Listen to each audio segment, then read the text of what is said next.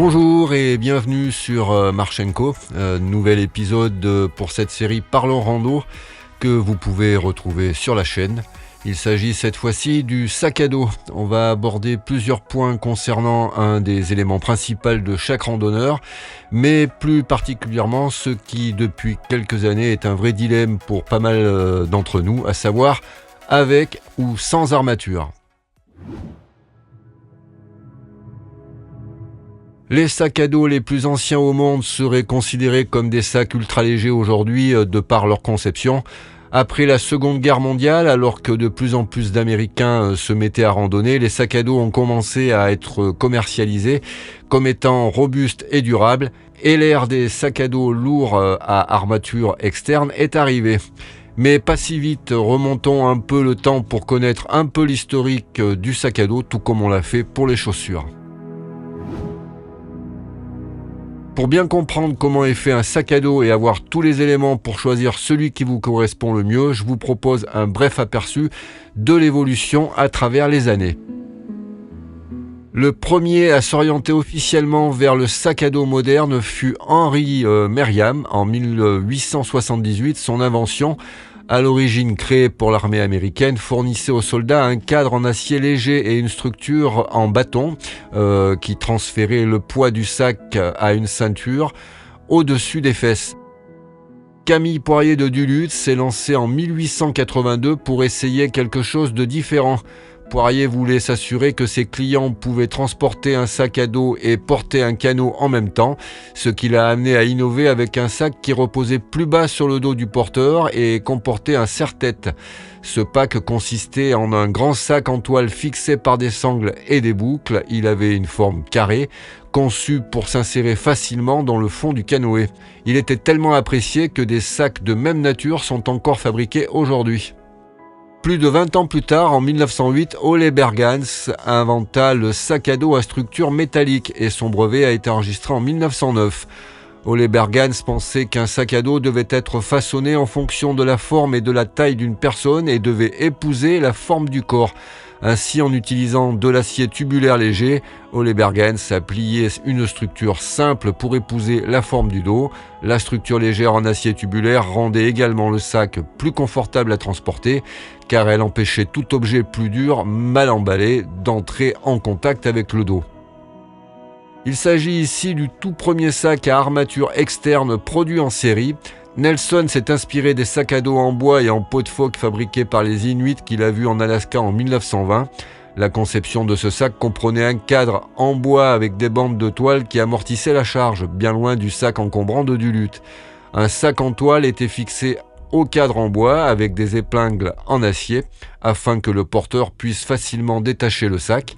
Le pack est resté populaire pendant des années. En 1936, la Fuma dépose un brevet pour un modèle dit le sac tyrolien qui va préfigurer les grandes lignes du sac à dos moderne. Et oui, cocorico, il n'y a pas qu'aux USA qu'on a innové dans le domaine de la randonnée. L'histoire a été également écrite lorsque Gary Cunningham a présenté le premier sac à fermeture éclair en 1938. Cunningham a construit un prototype de sac à dos qui permettait à celui qui le porte d'accéder facilement à ses affaires. Ce sac avait 2 compartiments zippés pour garder la charge légère à portée de main lors de l'escalade. Ike Norgin a créé Fjällräven avec la vision de rendre la nature accessible à un plus grand nombre de personnes. En 1950, le fondateur de Fjällräven faisait une randonnée en montagne avec un ami et en a eu assez de porter son équipement bas et loin de son dos. Peu de temps après son retour, il s'est assis devant sa machine à coudre et a cousu un sac en coton. Il a ensuite façonné un cadre en bois qui maintiendrait la charge en hauteur et près de son dos, puis a fixé le sac au cadre avec des lanières en cuir. Ce pack est ce qui a inspiré Nordin à fonder sa désormais célèbre entreprise. Dick et Nena Kelty ont commencé à fabriquer à la main des sacs à dos à structure externe qui ont fait entrer le sac dans l'ère moderne en utilisant du tissu de parachute, des boucles et d'autres objets datant de la Seconde Guerre mondiale. Le couple a transformé l'industrie. C'était les premiers sacs à utiliser de l'aluminium aéronautique, des cadres profilés, des bretelles et des ceintures rembourrées, même si la ceinture n'a réellement transféré la charge du sac aux hanches de l'utilisateur que quelques années plus tard. Greg Love, le fondateur de Love Pro, a créé le premier sac à dos à armature interne dans son garage du Colorado. Les sacs sans armature étaient trop petits pour transporter de grosses charges et les sacs avec armature externe étaient déséquilibrés sur les terrains techniques. Ce sac avait un cadre suffisamment rigide pour transférer la charge sur la ceinture, suffisamment flexible pour épouser la forme du dos. Lowe a ajouté une sangle de poitrine et des sangles de compression latérales, ce qui en fait le premier sac à dos qui ressemble plus au sac à dos moderne. Les Kelties ont continué à innover en concevant et produit la première boucle de ceinture à dégagement rapide pour un sac à dos. Fabriquée en acier inoxydable, cette boucle robuste permettait de bien maintenir le sac autour de la taille. Cette évolution a permis au poids du sac d'être encore mieux transféré sur les hanches du porteur. Lowe Alpine s'est rendu compte que leur gros sac à dos ne convenait pas au petit corps. En 1979, ils ont commencé à fabriquer ces gros sacs à dos ajustables pour les personnes de petite taille. Et en 1981, ils disposaient d'une gamme complète appelée Nanda Davis Series, offrant ainsi une option pour les femmes. Après des années de transpiration en portant des sacs à dos traditionnels, Dotter a breveté un support en maille en 1984. La maille crée un espace ventilé entre le dos de l'utilisateur et le sac à dos, permettant une circulation d'air pour aider les randonneurs à rester à l'aise. Bientôt, d'autres fabricants ont repris l'idée et l'ont mise en œuvre, comme Osprey et bien d'autres.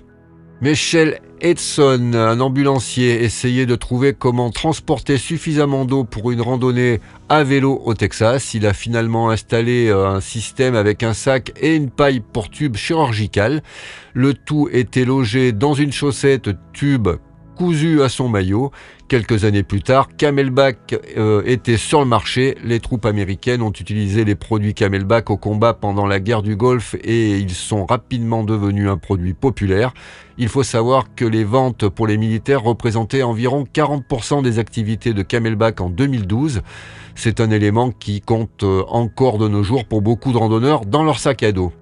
Demetri et Kim Koupounas en avaient assez de transporter du matériel lourd sur de longues distances. C'est pourquoi ils ont fondé GoLite, qui s'appelle aujourd'hui en 2024 Mile Trail Company.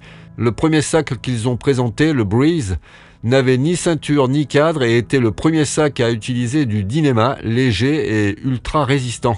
L'innovation de ce sac a marqué un changement dans lequel l'industrie de la randonnée a commencé à utiliser des matériaux plus légers, dont nous allons parler un petit peu plus tard, pour des sacs à dos beaucoup plus légers. Voilà, nous avons fait le tour des principales innovations dans l'histoire du sac à dos de randonnée. On peut en trouver quelques-unes d'autres, comme en 2005 avec Osprey qui inventa la ceinture modulable, ou très récemment plusieurs constructeurs qui utilisent des matériaux recyclés pour la fabrication des sacs.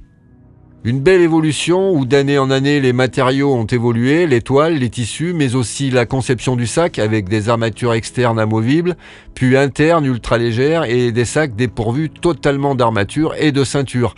Mais voyons à présent quels sont les avantages et inconvénients entre un sac avec armature et un sac sans.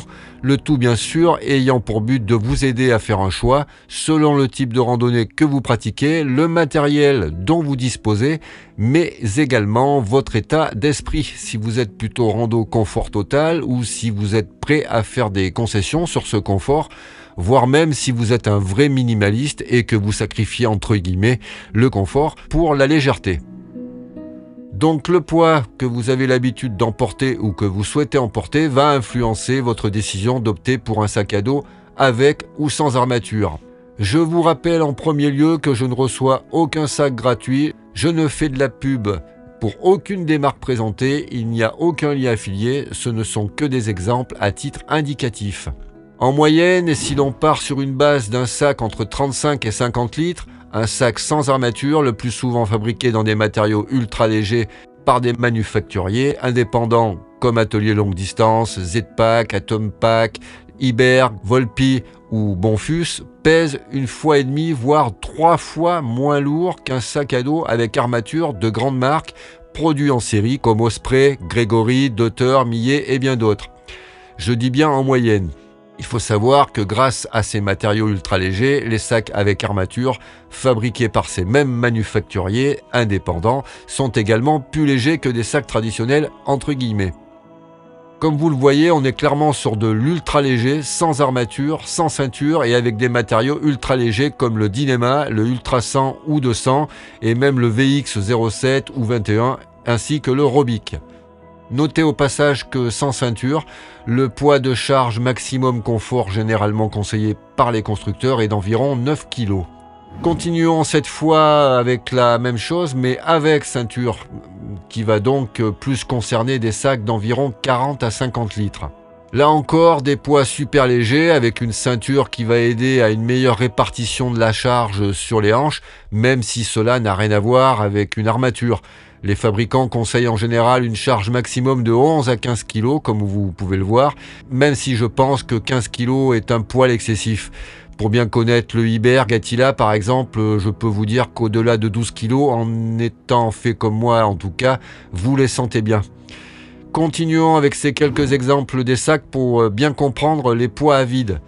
Dans ce cas précis, on distingue les deux types d'armatures, interne et externe. Certaines armatures externes ont la particularité d'être amovibles au choix de l'utilisateur. Là encore, on sera de préférence sur des sacs d'un litrage de 40-50 litres et même plus pour certains fabricants. Vous voyez que tout de suite avec une armature, le poids de charge maximum augmente jusqu'à 18 kg selon les constructeurs. Cela apporte bien sûr un bien meilleur report de charge sur les hanches.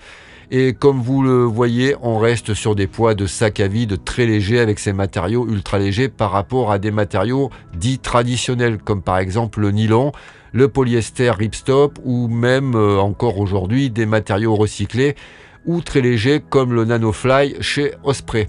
Il faut noter que sur ces sacs avec armature, on retrouve sur beaucoup d'entre eux un filet tendu qui permet une meilleure ventilation du dos. Ceci aussi bien sur les sacs en matériaux ultra légers que sur les sacs traditionnels. Et justement, voyons quelques exemples de sacs traditionnels pour en terminer avec les exemples de sacs que l'on trouve sur le marché. Les constructeurs dits traditionnels ont su depuis quelques années se remettre en question et fabriquer des sacs relativement légers, très confortables et tout en gardant une vraie armature qui permet un report de charge excellent sur les hanches. Même si certains de ces sacs continuent d'être assez lourds, comme le Osprey AG50 et ses 2 kg, il n'en reste pas moins excellent pour son confort de portage. Certains vont même jusqu'à dire qu'ils ne sentent pas le poids sur leur dos. Dernier point à prendre en considération pour le sac à dos, c'est bien entendu le litrage. Le poids du sac à vide n'est pas le seul critère dont il faut tenir compte.